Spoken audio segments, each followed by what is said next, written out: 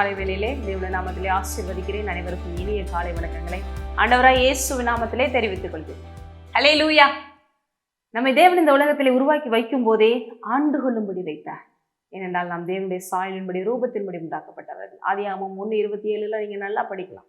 அப்ப இன்றைய நாளில் நீங்க நினைக்கலாம், இந்த விஷயங்கள் என்னைய மாத்திருமோ, இந்த காரியங்கள் என்னைய கட்டுப்படுத்திருமோ, ஐயோ இந்த மோசமான உலகத்துல வாழ்றோமே, நம்மளும் மோசமா போயிடுவோமோ, கெட்டு போயிடுவோமோ, இந்த பாவத்துல நம்மளும் கீழே விழுந்துருவோமோ, என் பிள்ளைங்க இருக்காங்க, என் குடும்பம் இருக்கு, ஐயோ நான் இவங்களை நம்பி எப்படி இந்த உலகத்துல அனுப்புறது, ஸ்கூலுக்கு அனுப்புறது, வெளியில அனுப்புறது, மோசமான உலகங்களா இருக்கே அப்படின்னு சொல்லி எதை குறித்து நீங்க பயப்பட வேண்டாம்.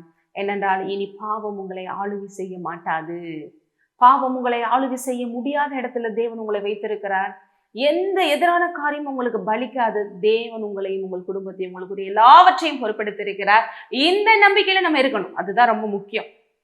ஏனென்றால் விழுந்து போன அந்த மனிதனுடைய சுவாபம் பாருங்க, பாவத்துக்கு அடிமையாகி போயிருது, பிசாசு பேச்சை கேட்டுட்டு போயிருது, அப்படியே அது பின்னாடியே போய் எல்லாத்தையும் இழந்துருது. ஆனால் இன்றைக்கு நமக்குள்ள இருப்பவர் எல்லாவற்றையும் ஜெயித்தவர். பழைய ஆதாம்னால எல்லாவற்றையும் இழந்தோம். ஆனால் இரண்டாம் ஆதாமாகிய கடைசி ஆதாமாகிய இயேசு கிறிஸ்து மூலமாக எல்லாவற்றிலும் முற்றும் ஜெயங்கொள்வர்களாய் மாறிவிட்டோம். வசனத்தை வாசிக்க விரும்புகிறேன். ரோமர் 5:17 அல்லாமலும் அவருடைய மீறுதலினாலே அந்த ஒருவன் மூலமாய் மரணம் ஆண்டு கொண்டிருக்க. யார் மூலமா? ஆதாம் மூலமா வந்தது இல்லையா இந்த மரணம்? அவனுடைய மீறுதலினாலே, கீழ்ப்படியாமனால வந்தது. கிருபையின் பரிபூரணத்தையும் நீதியாகிய ஈவின் பரிபூரணத்தையும் பெறுகிறவர்கள் இயேசு கிறிஸ்து என்னும் ஒருவராலே ஜீவனை அடைந்து ஆளுவார்கள் என்பது அதிக நிச்சயமாமே. ஹல்லேலூயா. இன்னைக்கு நம்ம கிருபையின் பரிபூர்ணத்தை பெற்றிருக்கிறோம், நீதியாகிய ஈவின் பரிபூர்ணத்தை பெற்றிருக்கிறோம். எப்படி? இயேசு கிறிஸ்து மூலமாக அவருடைய நாமத்தை கொண்டு எல்லாவற்றிலும் நம்ம ஜெயத்தை எடுக்கும்படி, எல்லா மோசமான விஷயங்களை கீழ்ப்படுத்தி ஆளும்படி பாருங்க, ஜீவனை அடைந்து ஆளுகிறவர்களாக தேவன் நம்மளை மாற்றி இருக்கிறார். இயேசு கிறிஸ்துவனுடைய ரத்தம், அவருடைய உயிர்த்தெழுதல், அவர் இப்ப நமக்குள்ள வந்து இப்படியாக நம்மை மாற்றியிருக்கிறார். அப்ப நம்மெல்லாம் இன்னைக்கு ஜீவனை பெற்று ஜீவனை கொண்டு மரணத்தை விழுங்குகிற கூட்டமாக இருக்கிறோம். அப்ப நமக்குள்ள இப்ப ஜீவன் பாய்கிறது. இந்த ஜீவத்தை நீர் புரண்டு ஓட விடுங்க.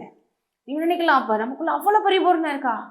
தேவனுடைய மொத்த வல்லமை, அவருடைய மொத்த ஆற்றல், தேவனே உங்களுக்குள்ள இருக்கிறாருன்னா அப்ப அவங்களுக்குரியதானே, உங்களுக்குரியதானே. அது இன்னொரு வசனத்தின் மூலமாக நீங்க பார்த்துக் கொள்ளலாம்.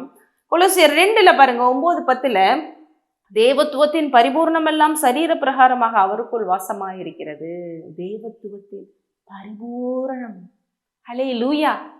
மேலும் சகல துரைத்தனங்களுக்கும் அதிகாரத்துக்கும் தலைவராய் இருக்கிற அவருக்குள், இயேசுவுக்குள் நீங்கள் பரிபூர்ணம் உள்ளவர்களாய் இருக்கிறீர்கள். நம்ம கம்ப்ளீட்டா அவருக்குள்ள ஃபுல்னஸ்ல இருக்கிறோம். அவர் நமக்குள்ள ஃபுல்னஸா இருக்கிறார். அப்ப எந்த விதத்துல உங்களுக்கு ஏதாவது தேவன் குறை வச்சிருக்கிறாரா? அவருடைய இதெல்லாம் உங்களுடையதாய் மாறிவிட்டது.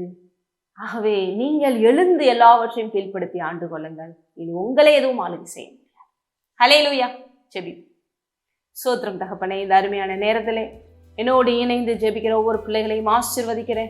ஐயோ மனிதர்கள், ஐயோ பிரச்சனை, ஐயோ நாசமோசம் என்று எதை கண்டும் பயப்படாமல், குறிப்பாக எந்த பாவத்திற்கும் சாபத்திற்கும் பயப்படாமல், இயேசு கிறிஸ்துவை ஆண்டவராக இரட்சகராக கொண்டிருக்கிற நாங்கள் எல்லாவற்றையும் கீழ்ப்படுத்தி ஆண்ட கூட வல்லமை பெற்றிருக்கிறோம். அவரே எங்களுக்குள்ள இருந்து அதற்கு உதவி செய்கிறார் என்பதை உணர்ந்து இந்த உலகத்திலே பரிசுத்தமான ஜீவியம் வாழ்ந்து உண்மை மகிமைப்படுத்தட்டும். ஆசீர்வதிக்கப்பட்ட ஆசீர்வாதமாயிருக்கிறார். துதிகனமாய் உமக்கே செலுத்துகிறோம். ஆமென். நீங்கள் ஆசீர்வதிக்கப்பட்ட